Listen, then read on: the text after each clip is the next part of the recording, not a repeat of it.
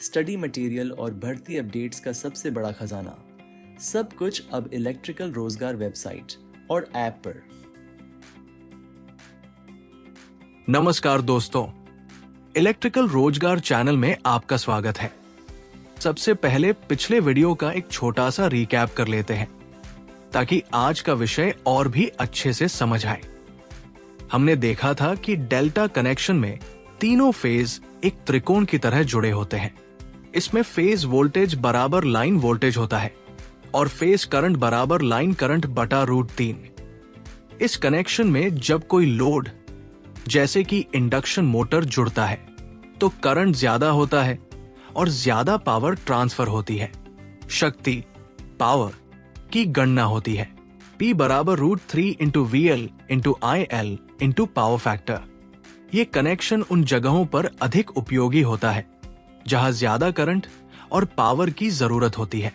फिर हमने जाना था स्टार कनेक्शन वाई कनेक्शन के बारे में, जहां तीनों फेज के एक एक सिरों को जोड़कर एक न्यूट्रल बिंदु बनाया जाता है। इसमें होता है फेज वोल्टेज बराबर लाइन वोल्टेज बटा √3, लाइन करंट बराबर फेज करंट। शक्ति की गणना भी वही होती है P बराबर √3 into VL into IL into power factor. Star connection में अक्सर न्यूट्रल कंडक्टर होता है जो असंतुलित भार के केस में बहुत महत्वपूर्ण होता है। ये सिस्टम को स्थिर और सुरक्षित बनाए रखता है।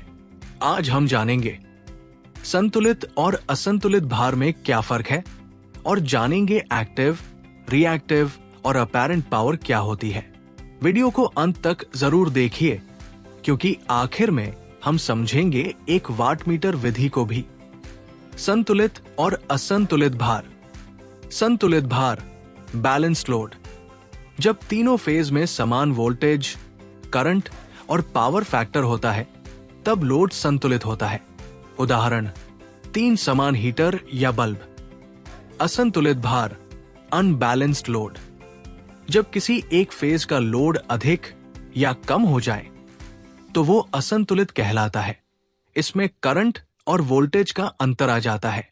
न्यूट्रल कंडक्टर में करंट प्रवाहित होने लगता है। सक्रिय, प्रतिघाती और आभासी शक्ति।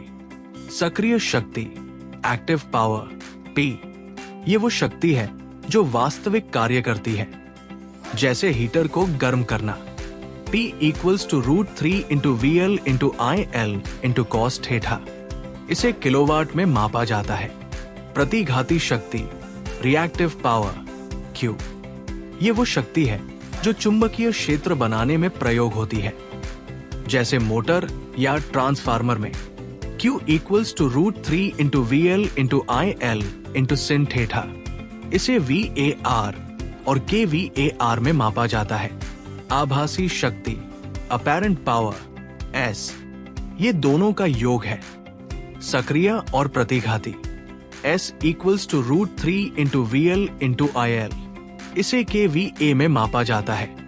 1 वाटमीटर मेथड, ये विधि 3 फेज शक्ति को मापने के लिए प्रयोग होती है, लेकिन ध्यान दें कि ये केवल तभी सटीक परिणाम देती है जब लोड संतुलित हो।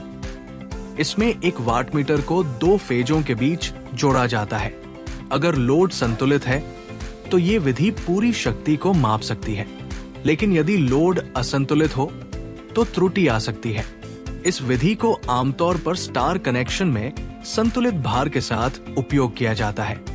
तो दोस्तों, आज आपने जाना संतुलित और असंतुलित भार, एक्टिव, रिएक्टिव और अपैरेंट पावर क्या होती है और क्या होती है एक वाटमीटर विधि। अगर वीडियो अच्छा लगा हो तो इसे लाइक करें, शेयर करें और चैनल को सब्सक्राइब जरूर करें। अगर कोई सवाल हो तो नीचे कमेंट में पूछें, हम जरूर जवाब देंगे। मिलते हैं अगले वीडियो में।